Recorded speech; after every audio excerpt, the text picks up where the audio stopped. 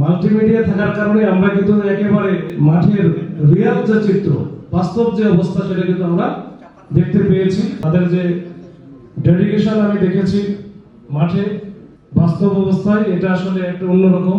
বাংলাদেশ উন্নত সমৃদ্ধ বাংলাদেশ গড়ার যে স্বপ্ন সবার মধ্যে, সে আকাঙ্ক্ষা আমাদের সবার মধ্যে আছে, সেই আকাঙ্ক্ষা বাস্তবায়নে কিন্তু আমার মনে হয় মাল্টিমিডিয়া একটা অগ্রণী ভূমিকা পালন করছে। মাল্টিমিডিয়ার যে আয়োজনটা চলছে, আয়োজনে যাদের আমি দেখতেছি তাদের সাথে প্রায় প্রত্যেকের সাথেই আমাদের মাঠে ঘাটে প্রান্তরে দেখা হয়। তো আমরা সবসময় একসাথে থাকি বলা যায়, একেবারে কি বলা যায়, মাঠে থাকি। তো প্রত্যেকের সাথে হয়তো ব্যক্তিগতভাবে অনেকের সাথে পরিচয় আছে, ব্যক্তিগত বাইরে হয়তো বা ওই রাস্তাঘাটে দেখা হয়, কথা সাক্ষাৎ হয়, শুভেচ্ছা বিনিময় হয়।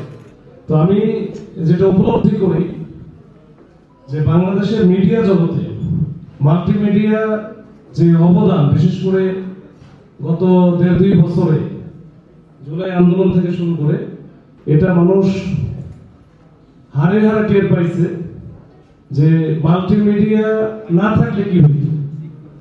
মাল্টিমিডিয়া থাকার কারণে আমরা কিন্তু একেবারে ওই যে মাঠের রিয়াল যে চিত্র, বাস্তব যে অবস্থা সেটা কিন্তু আমরা দেখতে পেয়েছি।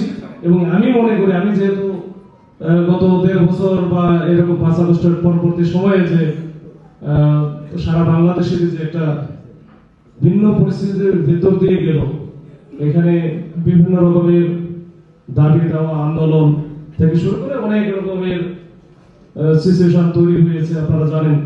এইসব ঘটনা দেখেছি যে একেবারে কাছে থেকে, যে তারা যেভাবে রিস্ক নিয়ে, ঝুঁকি নিয়ে যে সংবাদ পরিবেশন করতো, মাঝে মাঝে আমার সামনে মূলত কেউ উপরে এক পায়ের উপর দাঁড়ায় আছে, কেউ আবার যে ফ্লাইওভারের উপরে উঠে আছে, আবার একজন রিক্সার উপরে দাঁড়ায় আছে, মানে আবার ভিডিও করতে করতে সামনে মানে পিছনের দিকে যে কি আছে, দেখা গেল গাড়ি যাচ্ছে, রানিং গাড়ি যাচ্ছে, এরকম মানে ভিতরে ওই যে চাপা পড়ানোর সম্ভাবনা থাকে। তারপরে কিন্তু রিস্ক নিয়ে তারা কাজ করতেছে, আমি নিজে দেখেছি। আমি অনেককে মানাও করেছে, ভাই এরকম ভাবে রিস্ক নেওয়ার দরকার নেই, আপনার যদি একটা ফুটেজ যদি বাঁধা যায়, আরো অনেকে আছে না থাকলেও সমস্যা নেই, কিন্তু নিজের জীবন তো আগে নিজের জীবনের সেফটি সিকিউরিটি দরকার, তারপরে অন্য কিছু। তারপরে দেখি তাদের মধ্যে ব্যাপক ডেডিকেশন। তো তাদের অনেকেরই হয়তো অনেক রকমের অসুবিধা আছে, অনেকের যে এই যে রুজি রোজগারের জন্য যে টাকাটা দরকার, যে উপার্জনটা দরকার, যেটা স্যালারি হিসেবে যেমন আমরা পাই বা আরো অনেকে পাই, এই মাল্টিমিডিয়াতে যারা আছে তাদের এরকম বহু সমস্যা আছে, বহুবিধ সমস্যা আছে। এটা হয়তো একদিন আস্তে আস্তে সবাই উপলব্ধি করবে, এই বিষয়গুলো একটা কাঠামোর মধ্যে চলে আসবে। তো সেই আশা রাখি, কারণ তাদের যে ডেডিকেশন আমি দেখেছি মাঠে বাস্তব অবস্থায়, এটা আসলে একটা অন্যরকম। মানে বাংলাদেশের জন্য, বাংলাদেশ উন্নত সমৃদ্ধ বাংলাদেশ গড়ার যে স্বপ্ন সবার মধ্যে, সে আকাঙ্ক্ষা আমাদের সবার মধ্যে আছে, সেই আকাঙ্ক্ষা বাস্তবায়নে কিন্তু আমার মনে হয় মাল্টিমিডিয়া একটা অগ্রণী ভূমিকা পালন করছে। এটা একটা বাস্তব কথা, এটা আমি আমার অভিজ্ঞতা থেকে আমি এটা বললাম।